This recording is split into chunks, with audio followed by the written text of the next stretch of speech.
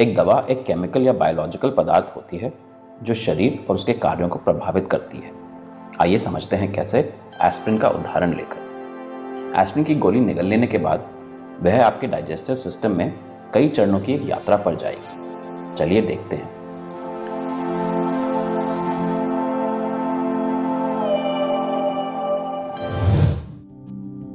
पहला चरण, absorption.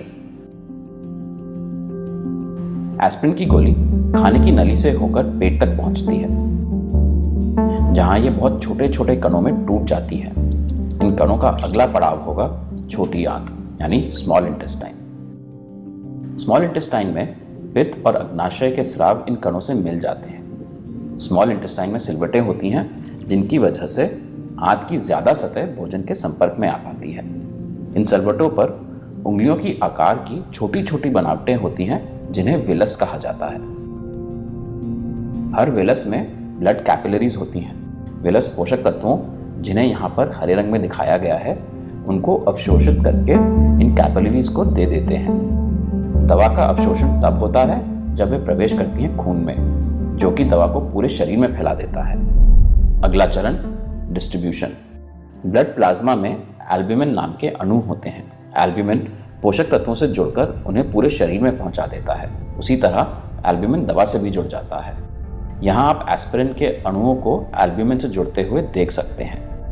Aspirin के जो भी अणु एल्ब्यूमिन से जुड़ जाते हैं, उन्हें लिवर फिल्टर करके शरीर से बाहर निकाल देता है। केवल शेष एस्पिरिन अणु ही शरीर में फैलकर अपना काम कर पाते हैं। अगला चरण, मेटाबॉलिज्म। एस्पिरिन की यात्रा का अगला पड़ाव है लिवर। एस्पिरिन युक्त ब्लड लिवर की नीचे वाली नस से लिवर में जाता है और ऊपर वाली नस से बाहर निकल जाता है। लिवर फिल्टर की तरह काम करता है। ये दवाओं को शरीर में फैलने से पहले मेटाबोलाइज कर देता है। एस्पिरिन की बहुत कम मात्रा ही सफर में आगे बढ़ती है और दर्द वाली जगह तक पहुंचती है। आपका शरीर एस्पिरिन को इतना फिल्टर कर चुका होता है कि उसकी ली गई मात्रा में से केवल 68% ही शरीर पर कुछ असर कर पाती है। इस प्रतिशत को दवा की जैव उपलब्धता या बायो अवेलेबिलिटी कहा जाता है। अगला चरण, एक्शन। अब हम उस जगह पहुंच चुके हैं जहां स्किन के टिश्यू को चोट लगी है। स्किन टिश्यू यहां प्रोस्टाग्लैंडिन नाम का एक केमिकल बना रहे हैं, जो सूजन पैदा कर रहा है।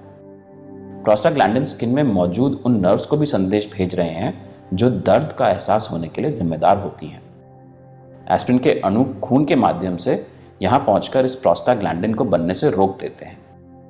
इससे सूजन कम हो जाती है और दर्द का एहसास भी कम हो जाता है। यानी एस्पिरिन ने अपना काम कर दिया। आखिरी चरण, एक्सक्रीशन या दवा का शरीर से बाहर निकलना। खून में बची हुई एस्पिरिन इसी तरह शरीर में घूमती रहती है जब तक कि वह पूरी तरह से इस्तेमाल नहीं हो जाती या शरीर से बाहर नहीं निकाल दी जाती।